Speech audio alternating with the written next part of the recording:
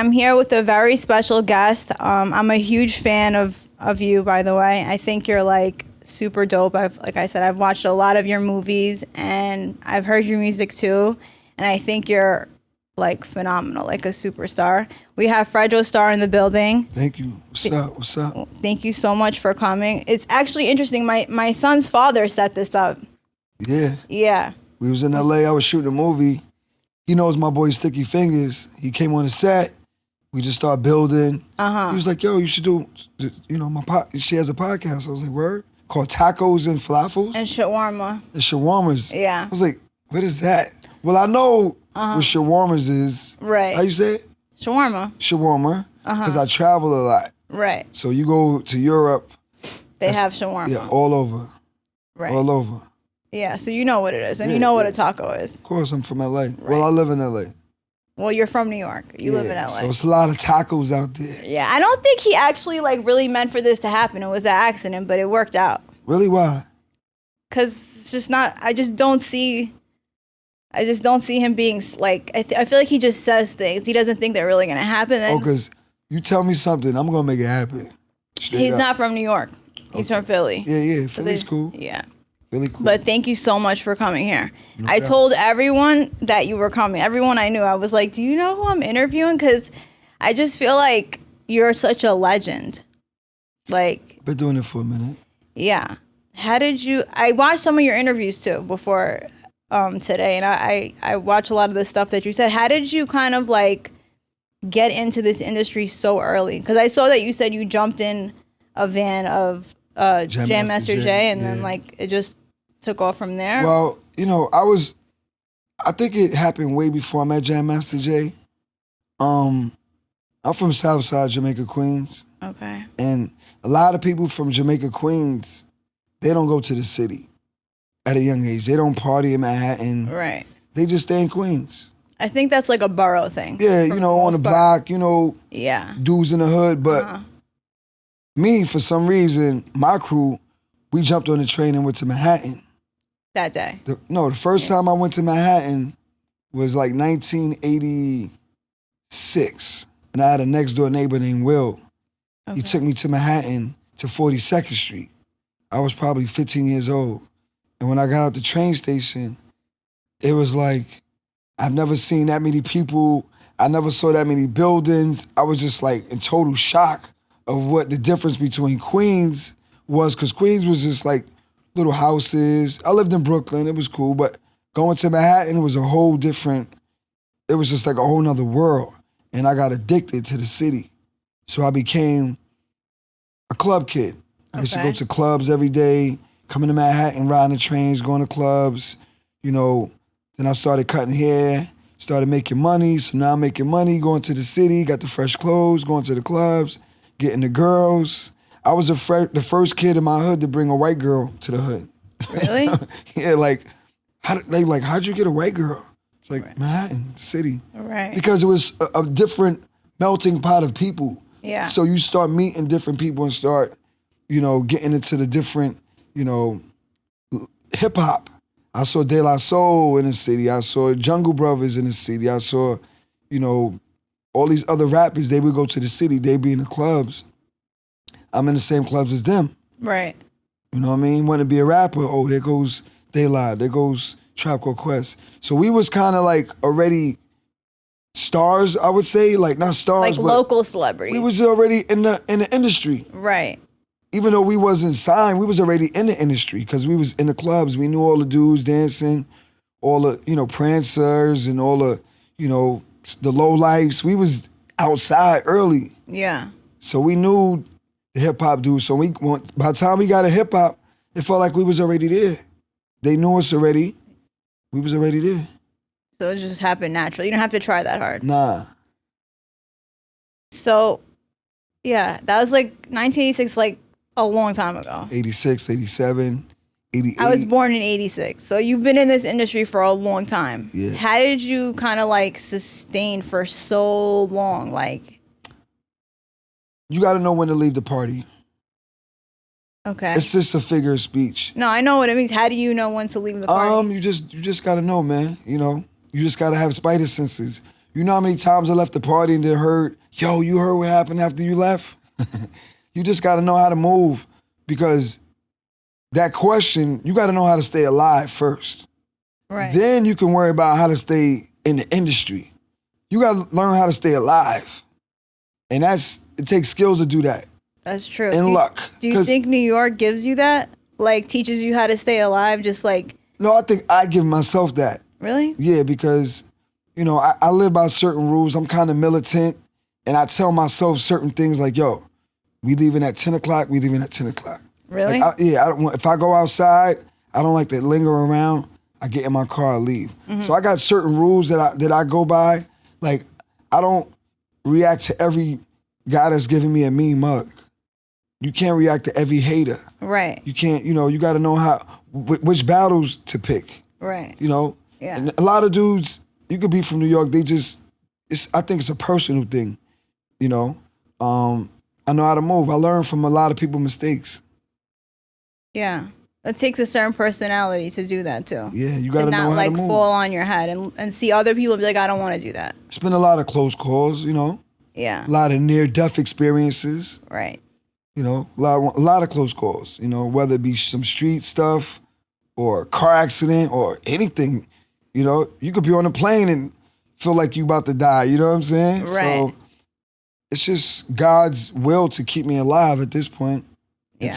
Until I do reach the other side and see Jam Master Jay and Tupac and Biggie and see my crew like that, I'm going to just keep rocking. Yeah. Keep going. How did you get into movies? Because I feel like you kind of play, like, I wouldn't say the same person, but it feels like the characters that you play kind of like reflect you at yourself too. Like, yeah, I guess that's why I get casted for those roles. They want they want the real, you know. But how did they, like, did you like want to be an actor, or did that just happen to you? The process happened like, no, I was never into drama school. Never thought about being, you know, some kids, I want to be an actor. They go to acting school. They get acting coaches. They go to Juilliard, or they go to these schools for acting. I never did that. So how did it happen? I didn't even like school. Right. I got an open audition. Is it for the movie Strap? Yeah, and I got lucky. You did amazing in that. I actually just watched it yesterday. I turned luck into ambition. Yeah. Because at first it was luck that I got the role, I guess. But then once I got the role, it was ambition to conquer this. Your first. Let me be the illest dude on the set. Like when I went to the set, every scene in my mind, I'm gonna steal the scene. Like that was your I'm not gonna first let this time dude. acting? I'm not gonna let nobody on the screen outshine me. Right. I'm gonna be the guy that they're gonna talk about after the scene. You weren't nervous, like? No. Wow. That's big. I wasn't nervous. I mean, after you sign a contract, it's too late to be nervous. Did you take acting classes? Nah. Nothing? You just went on the set and just went on the set and smoked. Winged it? It's just, you know, I practiced. It wasn't like a walk in the park. I prepared myself with the lines.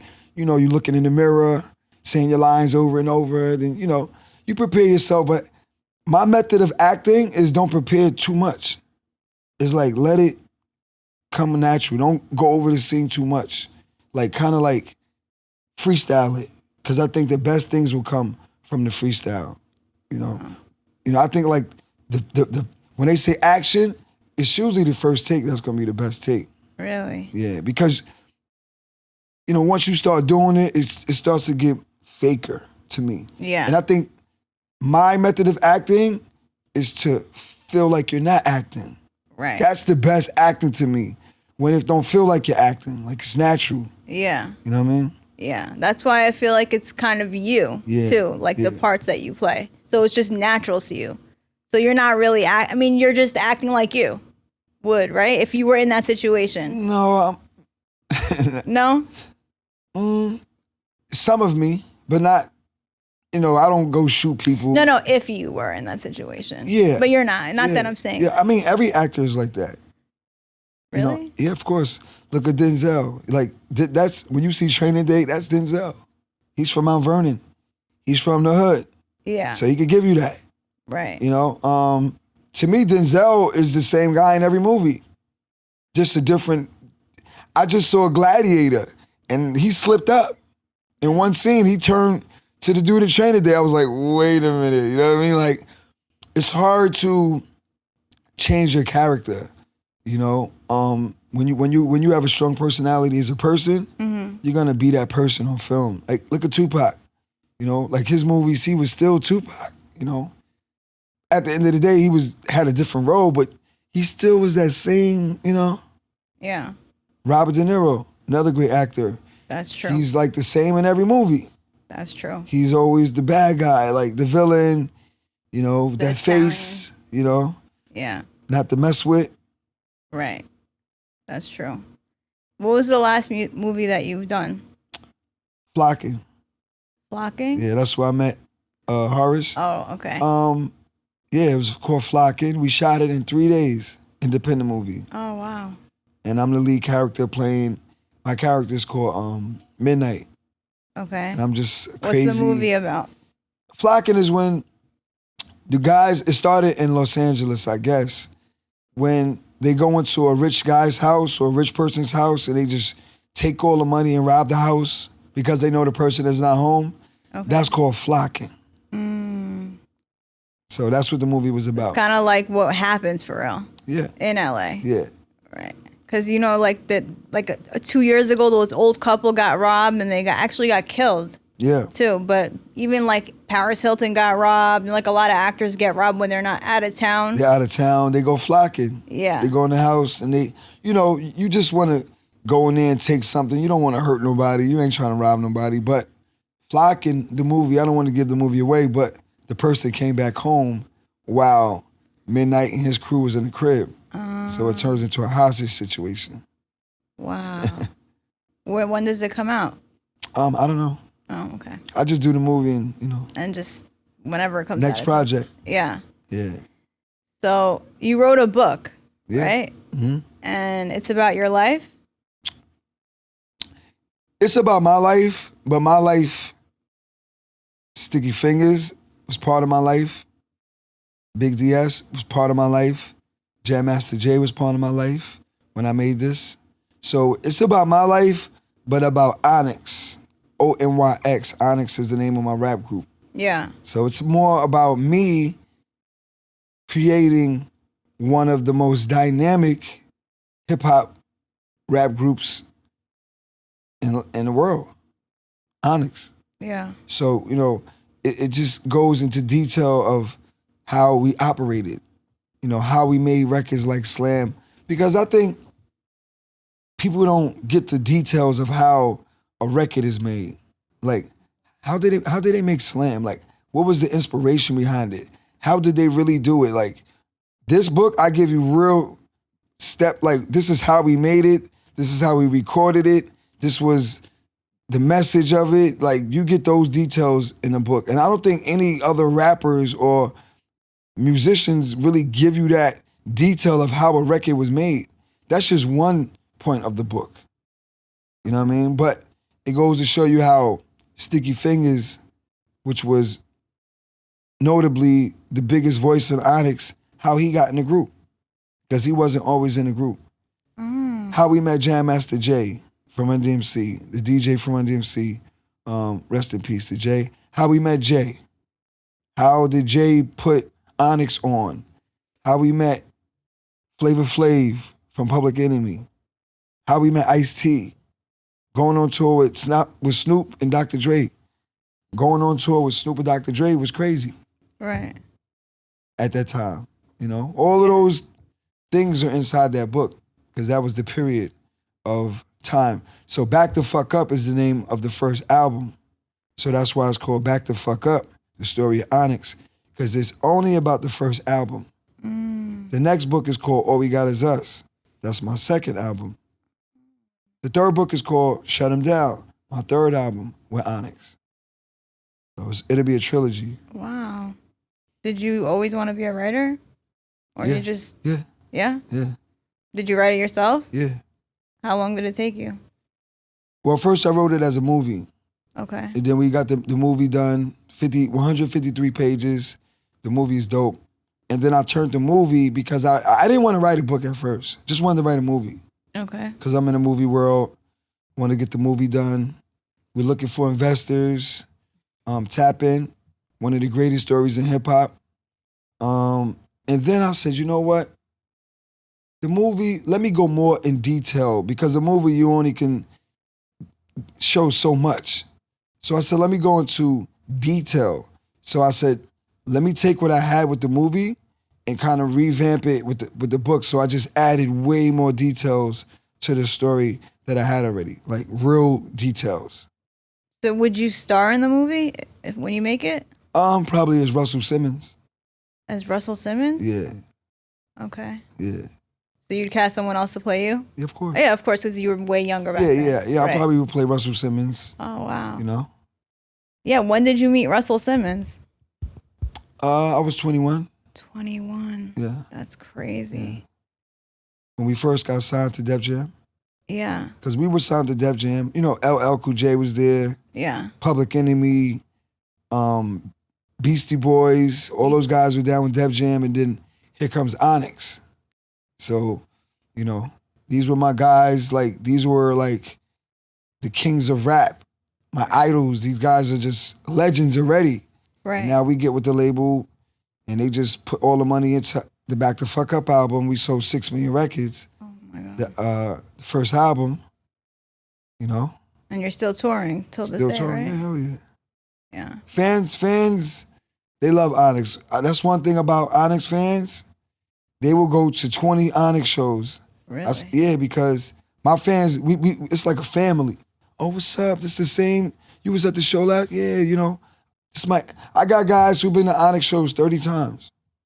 Really? Yeah. 40 times. Like, it doesn't matter. I'm gonna go see them. Same show too. We don't change up nothing.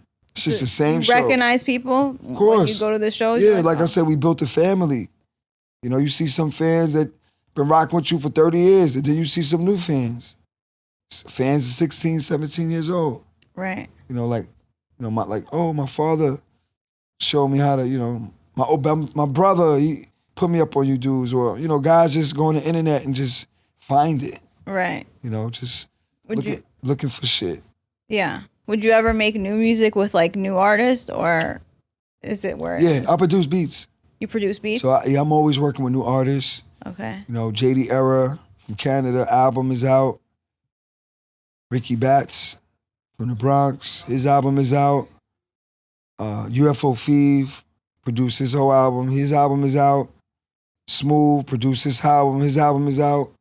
Jay Nice produced his album is out. So I like to produce beats. Okay. I like to work with young artists. Got my own record label. Oh, wow. You're busy. Yeah. Wow. And you're a father. 3 boys. 3 boys. How old are they? 11, 9, and 4.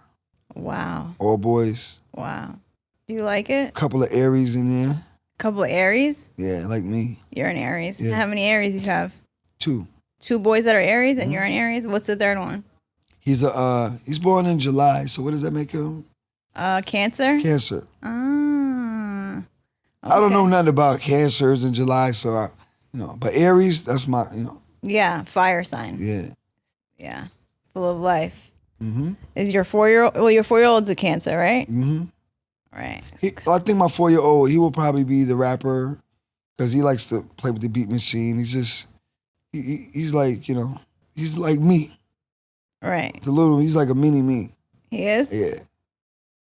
In what way? Like just got the, to me, you see your kids, you be like he's creative? Well, all my kids are creative, but I think he just likes the camera. He always wants to do a YouTube video, and he's just, Yeah. Yeah. Funny. It's funny? Yeah. Do you like being a dad? Of course. Yeah. Yeah. It's different being a dad than being a mom. Yeah. It's like part-time parenting. Yeah. Kind of, you know? Mother's full-time. Yeah, mother's full-time. That's true. And fathers are just pop in sometimes, Yeah, but if we was full-time, then the bills would be paid. Right.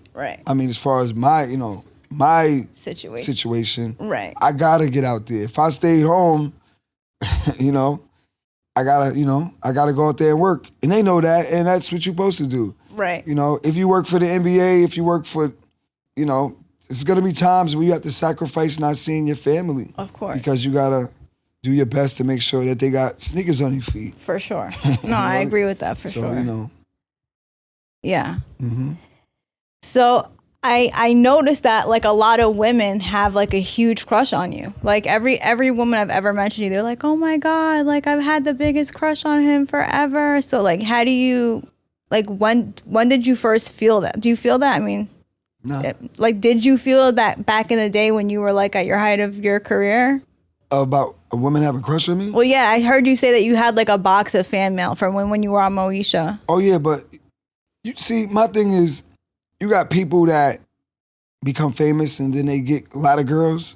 Right. I was getting girls before that. Like forever. Yeah, so I was just always a ladies' man. Really? Yeah, I just like to be affectionate with women. Okay. I like the vibe of women, and I just always been like that, you know?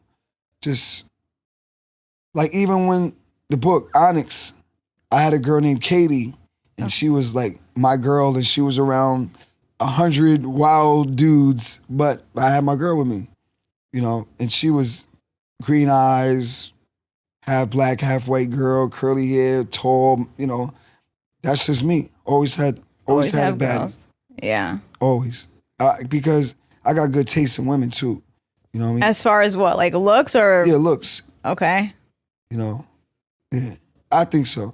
But do looks matter? Because I always used to look at like the girls in the magazines, like the models and stuff like that. I was always into like fashion. I always would look at GQ magazines because we wanted to dress like the GQ magazines. Right. So we would go shopping in the city to stores like Century 21, you know, and they had like Gaultier and Versace in there for half price. We was doing that at 16, 17 years old. I used to go there too. So when we go back to Queens, they like, yo, you dudes dressing like, you dudes are dressing weird because they didn't understand the style. Right, right. We was already going to Manhattan, being into fashion and looking at the GQ magazines. So in the GQ magazines, they got the girl models. Right. So this is what, you know, what made me want to be attracted to beautiful women. Like, I mean, all women are beautiful. Right. But I'm talking about like models and like New York Fashion Week type models. Like, you know, I was into that type of thing. Yeah. Are you single now or you're married? No, I'm married. You're married? Mm-hmm. Wow. How long have you been married for? Oh, almost 20 years. 20 years? Yeah. Wow. Yeah. What's that like? It's marriage, you know? Mm-hmm. Is it hard? Or after 20 years, does it get easier? After 20 years, you get to a place where you have to have understanding. You know what I mean? Yeah. Yeah. Because a lot of this new generation, they're saying like they don't want to get married. I would advise somebody not to get married. Not to get married? No. Why? Because marriage is a business. Yeah. And you don't want to mix business with pleasure. So right. why get married if you don't mix business? Because it's a contract. If you got to sign your way in, you got to sign your way to get out. Right. So I don't believe people need to get married. Or have kids? Do that. Have kids? Kids, relationships, live with the person. But marriage is now you're mixing business, you know. Like the courts and stuff? Yeah. Me personally. Right. You know. So you wouldn't do it again? No, hell no. No. Right. Never. Nah. That's it for me. Okay, good to know. Mm-mm. You know what I'm saying? Yeah. No, but I think everybody should be their own person. Nobody owns anybody in this world. Mm-hmm. Like, because you're married doesn't mean somebody owns you. Right, but you kind of feel like you do. But that's not fair because you're your own person. If you die, you're in that casket by yourself. Right. You know, even if you're married, if you died, is she going to jump in the casket with you? No, but she'll be representing you when you're dead. But that means that you're yourself. Nobody owns you, and you're your own self. Right. You know? You just got to respect the principles of marriage to the best that you can and have understanding. Yeah. Okay. What I want to ask you. Why do you feel like people bring up like the Charlemagne thing so much? Because every time you do an interview, do you think it's just to get a viral clip? I don't think people bring it up too much. They saw what it was. It was the most viewed video on the Breakfast Club ever. Right. And they took it down, right? One thing about me, you know, you can say what you want with the Charlamagne interview. My numbers, I was one of the first to go viral. You know what I mean? Before the word viral came out, I was viral. Yeah. And it was something that you gotta, when it happened, you like, yo, we're like, the power of the internet is for real. But you know, it was an incident that happened, and you know, you live and you move forward. And they took the video down. Yeah, I know. They took it down, but you know, it is what it is.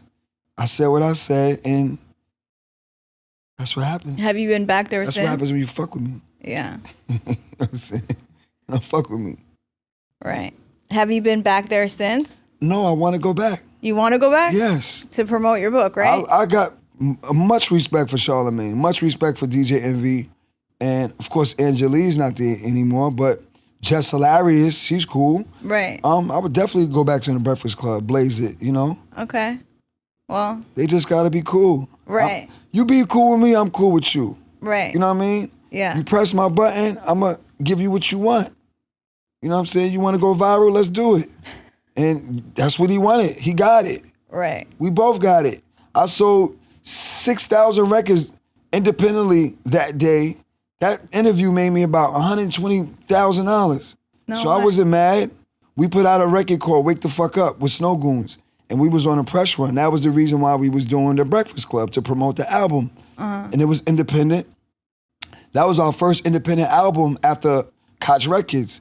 And that record that day sold like 12,000 copies from that one viral instant. So 12,000 copies times 10, that's how much money we made. Wow. So I wasn't mad. Times 10. Just off that one day. Right. That's crazy. So it works out to go viral. But Yeah. do you still make that kind of money now that there's like Spotify and stuff like that? They're saying Yeah. it's hard to make money. No, Spotify, yes. The streaming kind of, because that was before Spotify. Right. When people were actually buying your records from iTunes. Right. Yeah, Spotify is it's a disgrace to the artists that make music, because the guy who owns Spotify doesn't even make music and he's a billionaire. Right. You know, so he's just making money off artists, and they're not getting shit. We're not getting anything. I know. You know, it's disrespectful. So, artists, if you're independent, promote your wax, do your wax, physical copies, cassette CDs, T-shirts, merch, go on tour, you know, talk to your fans, do autograph signings. That's what you got to do to be an indie artist, because you don't need labels no more. You don't need the how Def Jam, and we was on Def Jam, it was like we had a movement. You don't need that no more.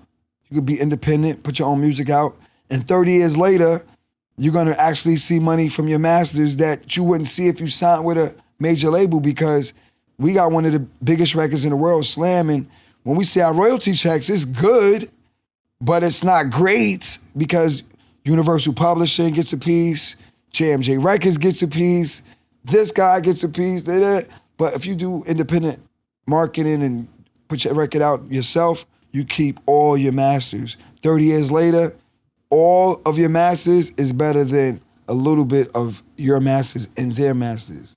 Right. But can you get as far of a reach being independent? Yeah. Yeah.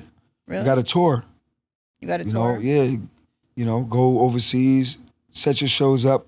We have our own booking agency, so we know, we've been doing this for a minute, so we know how to set the tours up now without anybody, you know, everything is in-house. You told me you don't have a publicist. No, I learned this whole run up by myself, because I've been doing it for a minute. I can call Static Selector. I can call, you know, Torre. I can call, well, we happen to do this because of industry friends. Right. So, you know, I can do that. I don't need a publicist. Right. If somebody need a publicist, I'm the publicist. Call me. I'll set your New York run up. That's it, for real. Like, now I'm a publicist too. Right. You know what I Yeah, mean? no, I feel you. No management. I manage myself. You're Like, kidding. no. So you just take all the phone calls yourself. Yeah. Is that not overwhelming for you? Like with everything? Well, I have a team. Yeah. I work with Perry, I have a team, Yeah.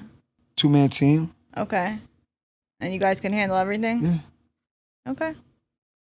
That's pretty impressive. I've never met anyone like that. We've been doing it for a long time. We work with agencies and, acting agencies, touring agencies.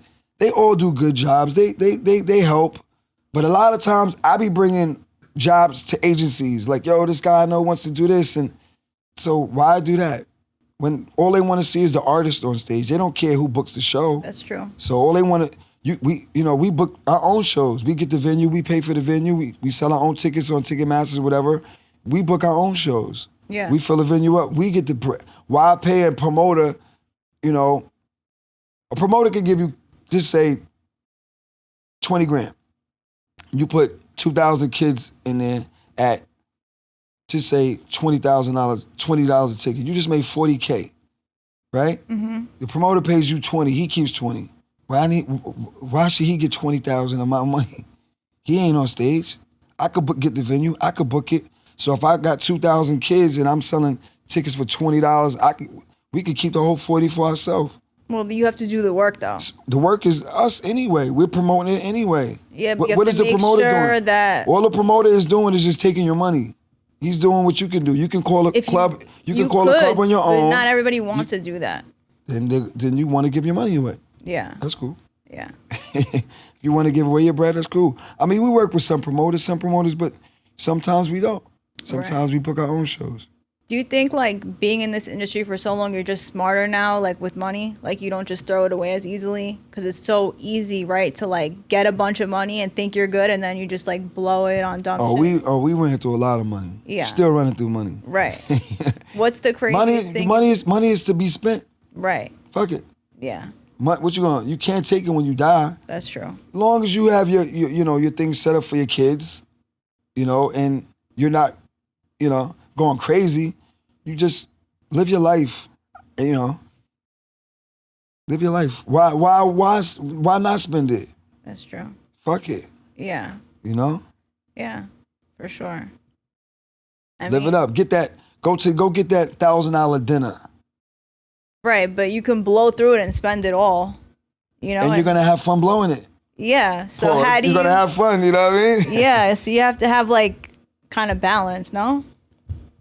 At this time in my age, yeah. But I've always been the same with money. Like I've never was the type to like be over flamboyant, and I think that's one of the other reasons that I was able to survive so long because, you got the wolves and you got the sheep. I'm a wolf. You know what I'm saying? And I relate to the wolves. All wolves, we wolves know each other. We relate to each other. We see a wolf, he's a wolf. Right. So you got some wolves that turn into sheep and they get ate. You know what I'm saying? You gotta know how to move out here. You can't go get some chicken in the hood with $1,000, with $1 million of jewelry on your neck. You just can't go do that. You just gotta know how to move sometimes. You gotta be street smart. Right. I'm not going to Roscoe's Chicken and Waffles, nowhere in the hood with jewelry on. I'm just not doing that. Right. Just because I have rules. Yeah. You know what I mean? I'm not going to South America with mad jewelry on my neck. Right. You just gotta know how to move sometimes. Yeah. And that, that will take you a little bit further. Yeah. Do you think these kids are just not outside? Like how people were back in the day because they have like technology and video games and computers and stuff like that? Oh, yeah. Kids, they're not going outside. Yeah, so they don't really know. You don't even have to go outside to get a girl no more. You don't, right. Shoot. They don't do that. Right? They have apps for that. Apps, DMs, like you don't even, You don't have to do anything. No, everything is DoorDash, Amazon. Right. You don't have to leave your crib. Right. So do you think the street life is just over? Like it's not over, but I think that the internet is kind of becoming the street life. Right. Like they banging on the internet now, you know what I'm saying? And it got involved. Yo, you left your location. Like it's part of street life. Yo, like technology is getting people set up. Yeah. So they mixing it up now, you know what I'm saying? So It's worse. you gotta watch what you're worse. posting online. So Yeah. street life, the block is still popping. You know what I mean? The crackheads is still out, the stick-up kids is still out, but not like they used to be. Yeah. You know what I mean? You get stuck up online faster than you get stuck up in person nowadays. You know? You be sending for money to sure. somebody from a scam and you know. My Facebook just got hacked. Exactly. Scammers out here going crazy. Oh my God. We can do so this. pissed. We can offer you this. Press one button. Yeah, press one button. They said they were Facebook, and it had the little tab like it was Facebook, and it said appeal, and I just pressed it, and because you make money on Facebook. Right. They put their account information. They made an LLC with my name on it. They created an LLC with my name, and they transferred the money to themselves. Wow. And now I'm locked out of my shit. Can't get it back. I lost my Facebook too. You did? Yeah. Never got it back. Certified page, blue mark, all that. Never got it back. Crazy. Done. Then I had called somebody yesterday and get it back. You know how much he told me? He said 3,000 to 10,000 to get it back. Yeah, because he works with the dude who took it. Yeah. They all work Yeah, together. that they all work together. Tell him to keep that shit. Yeah, I did. That's what I said. I'm gonna make a new one. Yeah, Fuck make a you. new one. That's it. It's crazy. Not crazy. Yeah. So the streets is still grimy and they still thirsty. Yeah. We still in, where we from. We still in a position where we still poor. We still poor in the hood. We still grimy. We ain't got no money. Yeah. Where we get money from? You know. Yeah. Since the 40 acres and the mule, since we got jerked from that, it's never been right. You know what I mean? We never had foundation as Black Americans. Not like white Americans, where white Americans, they have years of their land and their foundation. Their families were promised land that they got. We never got our land that was promised to us. That's so true. we had to get it out the mud. And people look at us like it's our fault. It's really not. Because if we had the same playing field as white people, it would be a different country. Right. We was jerked from the beginning. Yeah. Well, yeah. You know what I'm if you saying? lived like 200 years ago, then and your family's from here, then you would have way more stuff, right? Right. Way more like property, Right, land. of course you have immigrants who came here and they built from the ground up, Yeah. But for the most part, we still struggling in the hood. Yeah. Even though there's a Starbucks on the corner on 135, there's still poverty right there too. So they even mixing it up now. And it's like you can have somebody worth 500, they making 500,000 a year and somebody making $20,000 a year on the same block. Now they mixing it up. It's crazy. Yeah, it is crazy. I feel like some people want to be in poverty because they get free stuff. My friend's a millionaire. She said that she can't get health insurance because like she doesn't have a job. Right. So like having Medicaid is like the best insurance you can have. Right. Yeah. Play broke. So some people just prefer to just get taken care of. Play broke. Yeah. Yeah, they play broke. Mm-hmm. That's true. I don't like that. I like to do the taking care of. Yeah. You know what I mean? Yeah. If it comes back, that's cool too. Yeah, I feel that. Yeah. Rather be the giver than the taker, right? You don't want to have your hand out. Mm-hmm. I feel that. Yeah. I feel the same There was a way. line in the movie, they said, oh, he's the giver, the taker. Well, I said, I'm doing the taking. You better be doing the giving. Straight up. Right. I'm taking, they giving. They giving, I'm taking. Yeah, they say like you don't make money, you take money. From the only way to make money is to take it from somebody That's right. else. That's right. Yeah. You can't play by the rules out here. Oh, you no. try to play by the rules and everybody else is cheating. Everybody's cheating. So you gotta cheat too. You have to. You know what I'm saying? Yes. Yeah. Absolutely. You gotta get in the fast lane. It's fucking You crazy. know what I mean? Jump in that fast lane.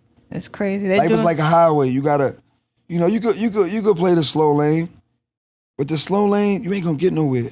right. You gotta jump in that fast lane. The fast lane is dangerous though. Mm-hmm. You know what I mean? Yeah. But that's life. You know what I I mean? mean, we're all gonna die at some point, right? At some point. So you just have to make the best of your life. Because what's the point of like a slow, miserable life if you die at 90, but your whole fucking life was? I would rather like live good till 40 and die at 40 than just be miserable and make it till 100. Yeah. You know what I mean? Yeah. We was talking about Redman, one of my Aries brothers. He jumps out of planes.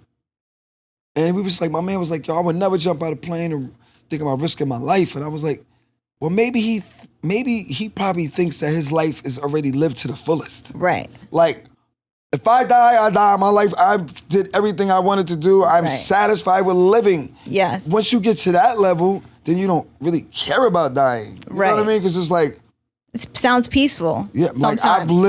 like I've lived my life triple times. Like the things I've done in my life, people like right now is a bonus. Right. I've lived my life. I've lived my life to the fullest. Right now, everything is just a bonus. Let me go jump out of a plane. Yeah. That's the only way I see it, because I'm not jumping out of a plane either. I'm not jumping out of a plane. I'm scared of roller coasters. Right. I want to live. I didn't live my life to the fullest. I didn't get there. So, shout to Redman, Yeah. I feel that. A lot of people, they have like, what's it called? Like adrenaline junkie. Rush, yeah. Yeah, like they want to swim with sharks. One time I was in Hawaii and we went on a boat to like swim with dolphins, and they put you in this like deep water. And I don't know if you've ever done that. Have you ever like jumped off a boat in deep ass water? No, I don't do that. Yeah, so I did that. I don't and play then, that game. Yo, when you look down in the water and you're like, oh shit, like I could die right now. I can't see shit. Like there could be a shark, right? You're just in this big body of water. Like goggles on? No. How did you look into the water? Like, no, like I just put my head in, like you just look down to see, and you're like, oh, I can't even see the floor. I don't even open my eyes in the water. Oh, you're scared of the water? Yeah, I'm not a swimmer. So you don't go on the beach? Never. Never? I hate the beach. I don't like sand on my feet. Yeah, but like, what about in Jamaica? Jamaica, I mean, I was in Hawaii. Hawaii is cold. The water is cold. I did the thing for the kids, but me personally, I'm not a beach person. I'd rather be by the pool. What about jet skis? Yeah, I like jet skis. Yeah. Now we can do that. I like jet skis and stuff like that, but I'm not a water person. Yeah, it's scary. It's scary in there. So yeah, you look down, you're like, oh, I can't see. Like I could just die right now. I'd rather chill by the pool, smoke a blunt. Yeah, pool's way better because you're clean after. And it's not scary. Not scary. The ocean is like a monster. It's a monster. Like you can get just taken away instantly. Immediately. You could drown too. Like you could just die. Yeah. That shit is scary. Yeah, I don't play that water stuff. Nah, not the beach. Yeah. What's your favorite country? Because you travel a lot to tour. Thailand was nice. I think my favorite country would be, well, when you talk about Europe, I would say Barcelona, Spain. Okay. The culture is nice out there. A lot of, weed smokers, hip hop. It's kind of like you're in the Bronx, but palm trees. It's very Latin based. So it's a lot of cool Latin culture out there. The food is great. And the weed is good. And I didn't even know they smoke weed in bars. It's legal? Barcelona, very legal. I didn't know that. They just had the weed cup out there called Spanibus. So it's Spain. The whole Spain is legal, to my knowledge. Yeah. I had no clue. Madrid, Barcelona. But I would say Barcelona, favorite country. Barcelona. So if you would move out of the States, you would live in Barcelona? Definitely. Spain, definitely. Spain. I've never been. I'm going to Thailand this summer. Thailand is nice. Yeah. Kind of far. Yeah, it is very far. hot. Very hot. Good though. It's cannabis is also legal there. Right. I have a strain about to drop in Thailand. Oh, really? Strain, yeah. What's it called? It's called Googly Goo. Oh. Nah, we didn't even come up with a strain yet because we didn't come up with a title yet because we're just kind of like figuring out what we want to do with it. But we saw all the weed farms out there. We went out there. I want to call it camouflage because I like camouflage. Everything about ONYX. So I think Camo was a cool name. Okay. We're going to figure it out. I'll keep you posted. Okay. Yeah. I used to work in the cannabis industry, like heavy. Yeah. It's a crazy industry. See, New York is legal, so I know. You can smoke in front of police now. I love it. Yeah. I'm walking in front of police. I'm smoking. Yeah. Doing my thing. But the money's not the same if you in the business world of it. Like now that it's. Go to the car. Check the car with Cliff. I'll call you. No, make sure you're good. Okay. He needs you more than I do. I'll be out by 4:15 the latest. Yeah. Yeah, we moving, man. We moving. Got the book out. Yeah. We just doing a lot of press runs. We got a movie premiere to go to tonight. Oh yeah, you told me. What's the movie premiere? Newark, the King of Newark 3. Newark. The name of the movie is Newark? King of Newark. King of Newark. Newark. Are you in the movie? Yeah. Oh, wow. I am the movie. You are the movie. Like, when you see me, it's going to turn up in the movie. Like, I'm just... Yeah, you're... I'm wilding out in this one. But it's cool. Where can you find the movie if I want to watch it? It's the premiere today, and I think it's going to be available April 29th. Okay. Not Netflix. I think it's going to be on Tubi. It's one of those Tubi movies. But I'll check it out. But a good one. A good one. No, of course. If you're in it, it has to be good. A good movie, yeah, Tubi. What is it about? It's politician, streets. This guy wants to be the king of Newark, but he's having a lot of problem on the streets and some street stuff. Yeah, New Jack City type of thing. Right. So if somebody wants to get you in their movie, they just DM you, or how do they reach you? I don't have an agent. No agents, no managers. If you want me to be in your movie, Instagram, holla at me. Just holla at me. If it's, I'll put it like this. I don't just go in any movie though. I'm gonna read the script, and then if I like it, we can talk business. But I'm gonna be directing my own movie this summer called The Tunnel. You know what I'm saying? I'm directing my own movie called The Tunnel this summer. So I'll be behind the lens. Okay. Producing it myself, using my own money, producing it. I just want to get this movie I wrote. I want to get it out there. It's called The Tunnel. It's a teenage action comedy.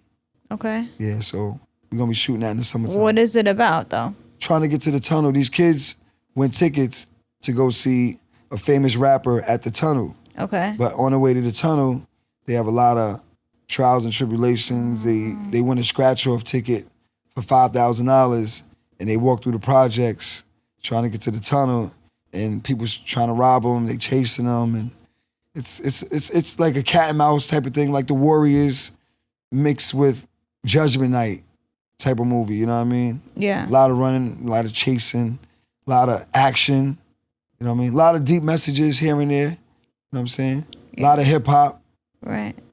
Do you think like now that you're in this kind of place in your career, you kind of just want to do like more things like passion projects, like things that because you kind of accomplished so much, right? And you know so much and you've experienced so much and probably learned from so many different people just being around, right? So now you can kind of do anything. Well, I just want to get I've done a lot of movies and acting is cool. I love acting, but when you act, you're on one side of the camera. I want to go on the other side of the camera. You know what I mean? And I like to write. I've written a lot of movies. The Tunnel is a movie that I think it's the right time. You know what I mean? We want to shoot it in LES, Lower East, shoot it in Manhattan. Because I feel like the New York City vibe, we have the best vibe in the world. Yeah. I want to shoot a movie in New York City. Not since like the movie Kids about the skateboarders. Has there been a New York City movie really to me?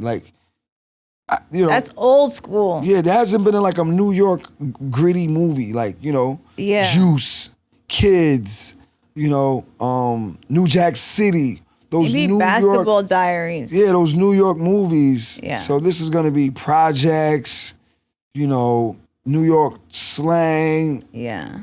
Culture, the dressing, the way, just New York. Yeah. You're very New York. Yeah, definitely. Yeah. I moved to LA 15 years ago. I'm from Brooklyn, but I moved to LA and I kind of somehow lost it, the New Yorkness. Yeah, you seem like a, Like what? Calabasas. Really? Yeah. Yeah, I don't know what happened. And then now that I'm here again, I'm like, Glendale, did you live in Glendale? No, I lived in Laurel Canyon. Oh, Laurel Canyon. Yeah. On Laurel Canyon? No, in Laurel Canyon. Where's Laurel Canyon at? In the Valley? In Hollywood Hills. Oh, okay. You know where Mount Olympus is? Yeah. Okay. Yeah, so now that I'm here, I'm trying to relearn. How long you been back? How long you been back in New York from LA? 6 months. Oh, wow. Yeah. But I don't know if I can stay here. So you gonna go back? Yeah, eventually. Miami might be cool. Yeah. Yeah, Miami's East Coast, and it's hot. But what's wrong with LA? I love LA. Yeah. I just love it. Like, I don't know. I feel like I want to die there. I don't want to come back to New York. You have family there? No. Huh. But yeah, like all my family's here. But honestly, like, You really like LA like that? Why I you like Whole Foods that much? Like Air One. Yeah. Yeah. Like, that's my shit. Yeah. You know, LA is a different vibe. Where do you live in LA? Santa Clarita. Oh, it's far. It's kind of far. Yeah. Nice. Yeah, it's nice. No. One thing about LA, one thing about LA, the homelessness is very, very, very much a problem. Yeah, but not in Santa Clarita. Not in Santa Clarita. In downtown-ish. But anywhere else, there will be Sunset Boulevard, Hollywood Boulevard, Yeah. the whole LA. But are you going there? No. So who cares? True. I mean, we should do something about it for sure. Yeah. And I spoke about that before. Like, even like the people, us who live there, like, we need to step up and clean it up. I don't know how we could do that, but I look at Los Angeles like it's just dirty. New York is dirty too. But it's a different dirt. It's a different dirty. Like, the dirt in LA is a different dirt, man. It's a little bit blacker. It's a little bit more dirty. Like, New York is dirty, but it's like, you know. Do you feel like because you get a lot of love in New York, is that why you like it better? Definitely. The energy in New York, you know. I'm just, like you said, I'm a New Yorker. Yeah. I relate to the New Yorkers. We have a certain walk, a certain talk. Yeah. You have that. You embody that for sure. Yeah, for sure, you know. And being in LA, I feel like I'm out of my element. Yeah. Even when I'm talking to, you know, the guys from LA. Like, we're cool, but we just on two different vibes. Yeah. It is cool because I got a lot of LA friends, and I love LA. We've been out there since Moesha. Yeah. Like, I was in LA through the whole East Coast, West Coast beef. Like, I was really the only guy in New York and LA. And I can tell you that because I lived there and there wasn't really no young rappers or me and Merlin Santana from Steve Harvey's show. He got murdered Oh my in God. LA. Yeah, man. He got murdered in LA and he was cool, man. You know, we had the same car and, you know, that was a lesson. He got murdered in LA going to the hood. That was a lesson. Don't go back to the hood. Right. Why do you need to go there? Because we want to get soul food and, you know, we want to be close to what? To like, he was from Harlem. He wants to breathe kind of like the same. No, I did it too. I want to get the soul food, but you have to realize it's more than just the palm trees and the calm breeze. It gets real out there. Yeah. So I was one of the only dudes from New York and LA. Do you like being outside? Are you one of those people? You like to be outside? Back then. Yeah. I was in the clubs, balling out, you know, popping bottles and hanging out. You know, I was in the nightlife. Yeah. I was in the nightlife in New York. Went to LA. I'm going to be in the nightlife too. But now that I'm a father, 3 kids, soccer practice, track. Yeah. You ain't got time for that. You know what I mean? Kids, you got to drive the kids to school 8 a.m. Where you going? You got to drive the kids to school 8 a.m. Where you going, really? So you got to be more responsible. When I'm home, I'm super dad. Yeah. Does your older son know that you have like a huge career and like? No, they don't know. They don't know because they're young. They watch Moesha once in a while if they see me, but I don't. You don't tell them. Nah, you know they know I'm in a rap group. They know. They know. Yeah. Know, but I don't think they care. Right. You know, I'm just dad. Right. They don't give. You know. Do they give you like LA vibes? Are they LA kids? Yeah, they LA kids for sure. Yeah. Definitely. You know.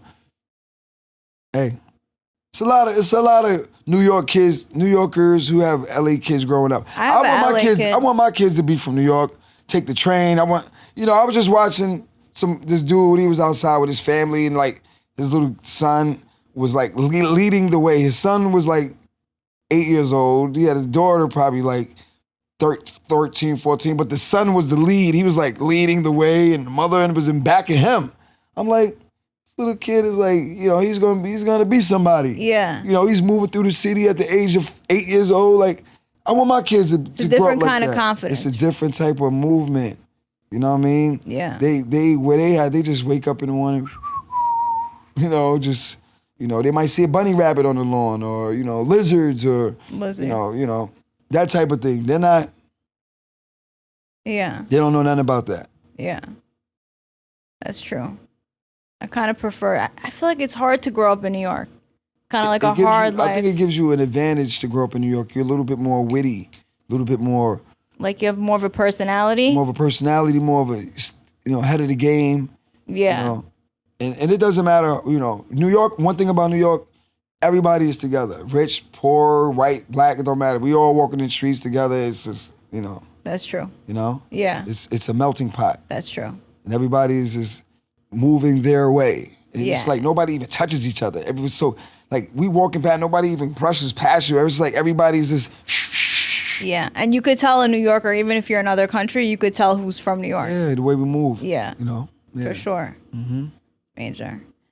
But okay, I'm gonna wrap up because I know you have to go soon to your next thing. But I really want to thank you so much for coming. Yeah. And is there anything else you want to say? I think we talked about a lot. Yeah. Yeah. Talked about a lot. Yeah. I don't do politics. I don't do religion. Right. I don't believe in none of that. Me neither. I don't believe in religion. I don't either. I had a rabbi here yesterday. A rabbi? Yeah, I interviewed a rabbi. Wow. And, so how did that go? I mean, like, they're so caught up into, like, the God thing. I mean, not that I don't believe in God, but it's just, like, religion and, like, One thing I do respect about religion, it's when you are in a religion, you kind of build a family. Like, if you're in a church, and it's you more have righteous. An extended family in church. And you build families, but as far as, like, religion and God and the rapture and you got to be good to go to heaven and all, to me, it's a great story. It's a great story. Great story. Yes. But my story is better. Back to F Up, the story of ONYX. Make sure you go tap in and get that book. For sure. If it says it's sold out on Amazon, it will be available because they just told me it's sold out. It's sold out. Yeah, because it was. I told them. My friend wants to buy a few copies. You don't know who I am? I was like, y'all got to order more books. They said 3 days. It should be good though. Okay, so 3 days, and then are they making it here? Are you gonna have any problems with the tariffs and stuff like that? I don't know about the tariffs. But I think they're making it here, so they can get it. Yeah. Okay, cool. Get it. So I'll tell my people. So it's on Amazon. Amazon. And your website. In jail, you can get it on the Kindle. All of that. Okay. Yeah. That's good to know. And I did the audiobook. The audiobook will be released next week. And it's in your voice? Yeah. I love that. Okay, awesome. Yeah, get the book, and I'm gonna read it too. I'm gonna get a book for you. Oh, you did? Yeah, it's for Thank you so much. I'm gonna read it. I'm gonna read it tonight. I look forward to it. Okay. And thank you so much. I'm going to give you my glasses. Oh, yeah. So I asked for these glasses. We have a song called Black Skinheads off the new ONYX album called Lower East Side. Okay. And I think these glasses is a good gift for sticky fingers. Yes. So we're going to take these glasses and you're going to see these in the video. And I made such a big deal when I got these. I'm like, yo, these are so fire. Because when I bought them, I was like, are they going to look cheap when they come? And when I got them, super fire. I was like, these are my favorite fucking glasses in the world. These are super fire. They're sick. They're sick. And you got this in New York? I got it on TikTok. You're not gonna be able to get anymore. You got these on TikTok? Because of the tariffs. It's over. TikTok. You can't get it anymore. These are sick. They're sick, right? Thank you. No, of course, and thank you. Yes. So much for coming. Tacos and shawarmas. We out of here. Yep. Thank you so much. Yo, this is Fredro Starr on Tacos and Shawarmas. Yeah.